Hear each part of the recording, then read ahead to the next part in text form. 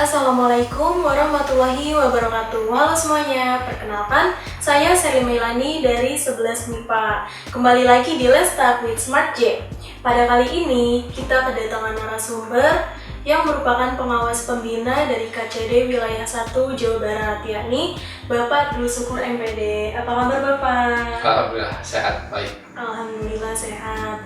Bapak Dul Syukur ini merupakan pengawas pembina di SMA Triple J. Terima kasih banyak Bapak telah menyempatkan waktunya untuk menjadi narasumber pada episode kali ini. Seperti yang sedang menjadi trending di kalangan pelajar SMA, khususnya kelas 11, dan kebetulan saya sendiri dari kelas 11, kita akan menghadapi asesmen nasional atau AN. Sebelumnya Bapak Ibu Guru telah menjelaskan mengenai asesmen nasional ini, namun memang masih ada beberapa yang menjadi pertanyaan dan ini momen yang pas untuk bisa bertanya kepada Bapak. Ya. Sebetulnya asesmen nasional itu apa sih Pak? Asesmen nasional itu merupakan pengganti dari ujian nasional, ya. Yang selama ini di negara kita itu diadakan ujian nasional. Nah, mulai tahun 2021 ini itu diadakan asesmen nasional. Nah, yang di dalamnya asesmen nasional itu ada dua. Nanti ada asesmen AKM AKM. Yang kedua ada survei karakter. Ya, survei karakter. Nah, kalau AKM nanti ini akan memperlihatkan bagaimana tingkat kemampuan siswa di satu sekolah, di satu satuan pendidikan, gitu kan. Nah, ini merupakan hasil dari proses pembelajaran, sehingga nanti hasil AKM ini akan memperlihatkan bagaimana kualitas proses pembelajaran di satu sekolah. Nah, oleh karena itu di AKM, walaupun memang nanti pesertanya tidak semua, dan pesertanya untuk AKM itu untuk di jenjang SMA adalah kelas 11, ya. Mungkin termasuk Ananda Sherly ya. Nanti Ananda Sherly termasuk di dalamnya mungkin ya, untuk ikut AKM gitu ya. Nah, itu teman-teman siswa yang nanti menjadi peserta AKM itu harus betul-betul memperlihatkan hasil kualitas pembelajaran di sekolah di sini, terutama di Triple J gitu kan. Karena nanti hasil AKM pun itu akan menjadi nilai pendidikan, ya kan, nilai profil dari sekolah. Kalau dulu sebelum ada AN atau AKM itu ada namanya nilai mutu pendidikan sekolah gitu kan. Nah, sekarang sudah tidak ada lagi itu nilai mutu sekolah. Nanti yang ada adalah nilai nilai pendidikan, ya kan. Nah, itu berdasarkan hasil AKM nantinya.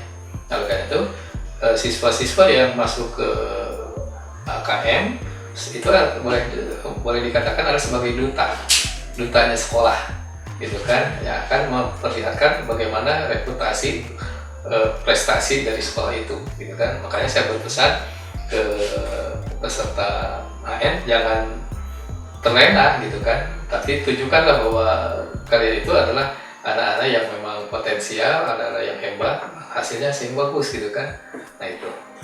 Nah, sedangkan kalau survei karakter nanti akan berbicara kepada apa yang kalau sekarang itu untuk pelajar ada yang dinamakan dengan profil pelajar Pancasila, gitu kan. Nah, profil pelajar Pancasila ini akan terlihat nanti dari survei karakternya, gitu ya. Nah, fungsinya banyak dari AN ini, ada AKM itu nantinya.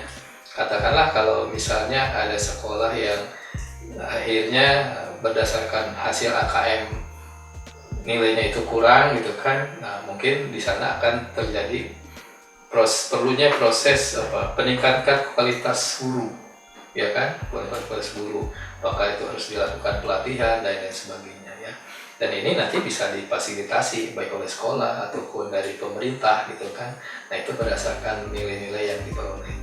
Adapun kalau yang survei karakter ya nanti kaitannya dengan karakter siswa, kemudian bagaimana guru-guru di sini pada saat belajar dan mengajar dan lain sebagainya. Saya kira itu. Baik, seperti yang telah Bapak jelaskan tadi, memang di asesmen nasional ini ada yang namanya AKM dan survei karakter. Nah, pada kesempatan kali ini, Sherly memang ingin mengulik lebih jauh mengenai asesmen kompetensi minimum itu sendiri atau AKM. Jadi AKM itu kan memang bisa disebutkan sebagai pengganti ujian nasional. Ya. Lalu apakah pada AKM nanti semua mata pelajaran akan diujikan atau hanya ada beberapa jenis? Ya. Selama ini kalau kita lihat di UN itu kan tidak semua ya, yang di UN itu. Nah, hampir mirip dengan AN nanti, dengan AKM ini gitu kan. Tidak akan semuanya ada di soal-soal AKM gitu ya, tapi nanti akan hampir mirip, kalau saya lihat hampir mirip dengan soal di UN gitu ya.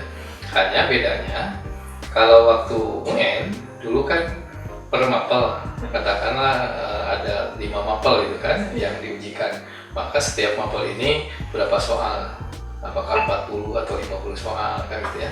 Nah sekarang tidak demikian gitu kan, tidak demikian. Sekarang ini hanya soal hari pertama itu adalah soal untuk AKM-nya.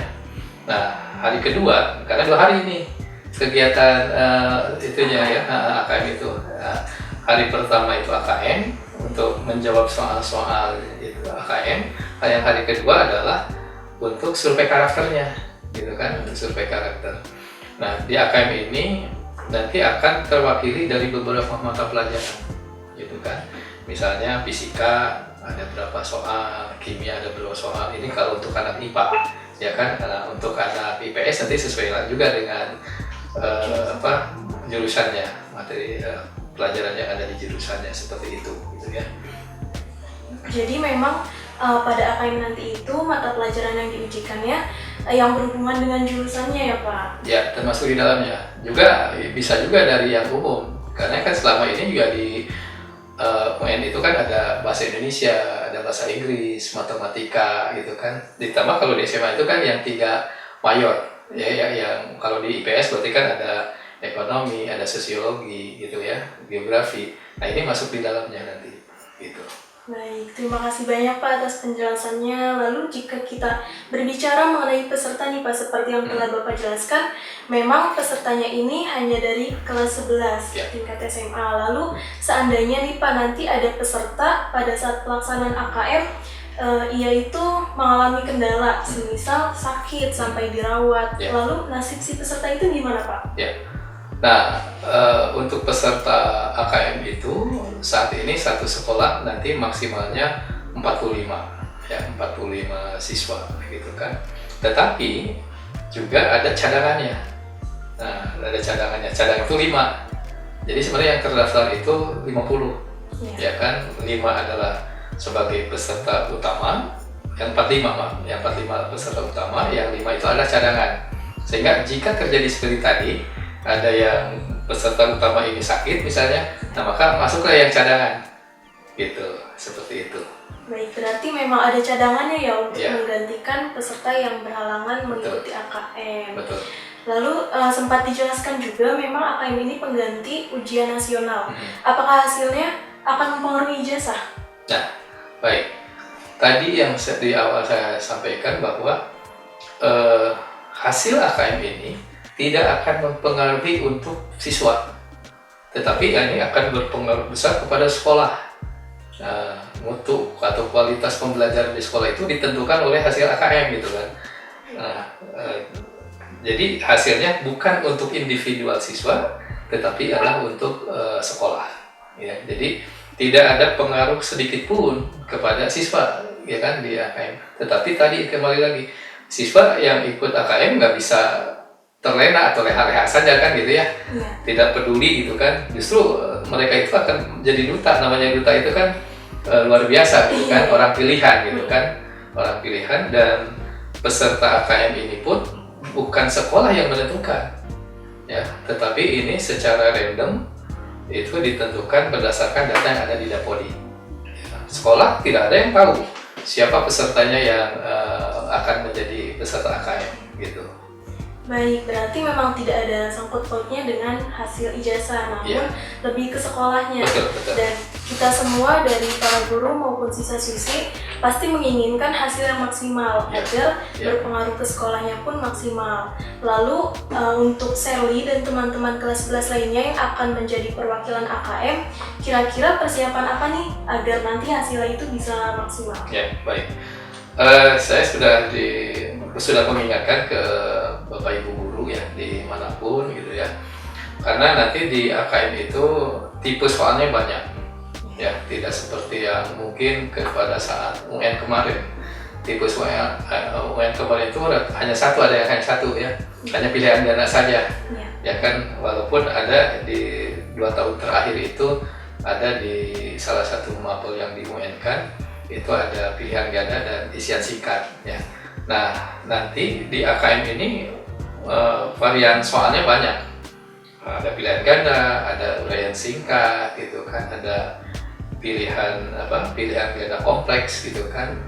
Seperti apa pilihan ganda kompleks itu? Misalnya pernyataan 1, 2, 3 benar itu untuk jawaban A, untuk jawaban B-nya misal 1 dan 3 benar. Seperti itu yang kompleks, yang pilihan ganda kompleks.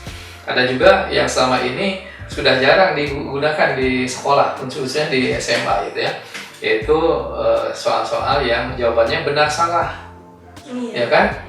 Nah, orang mengatakan oh benar salah itu soal-soal yang dianggap mudah, padahal tidak. Padahal dengan waktu yang relatif singkat gitu ya, katakanlah misal kalau kita bagi rata satu soal itu 3 menit atau 4 menit, siswa harus bisa menentukan, bayangkan 4 menit bisa harus menentukan apakah itu pernyataan ini benar atau salah. Kan artinya sebenarnya soal itu bisa menjadi soal yang hoax, ya kan, yang hoax. Nah itu ada yang benar salah, ada juga yang menjodohkan nanti itu ya, atau jawabannya iya dan tidak. Jadi sekali lagi di AN ini luar biasa, saya lihat bentuk evaluasinya bagus gitu kan, karena bentuk-bentuk soal juga varian sekali, banyak variasinya gitu kan. Baik, berarti memang untuk persiapannya pun harus matang ya Pak. Betul. Karena peserta AKM itu bisa dibilang duta yang mewakilkan, yang akan menentukan kualitas sekolahnya itu seperti apa. Nah baik, berarti memang AKM itu bisa dikatakan sebagai pengganti ujian nasional, dan persiapannya pun harus matang seperti yang sudah dijelaskan oleh Bapak. Dan untuk teman-teman semua yang terwakilkan menjadi duta, perlu persiapan yang matang, perlu pelajari lebih lanjut mengenai mata pelajaran yang akan diujikan. Terima kasih banyak Bapak telah menyempatkan waktunya untuk menjadi narasumber, dan apa yang telah Bapak jelaskan benar-benar menjawab semua yang masih menjadi keresahan dari Sherly dan teman-teman semua. Semoga apa yang telah kita diskusikan dapat bermanfaat untuk yang lainnya. Saya Sherly Meilani pamit undur diri. Mohon maaf atas segala kesalahan. Wassalamualaikum warahmatullahi wabarakatuh. Waalaikumsalam warahmatullahi wabarakatuh. Terima kasih. Terima kasih banyak Pak. Sama-sama.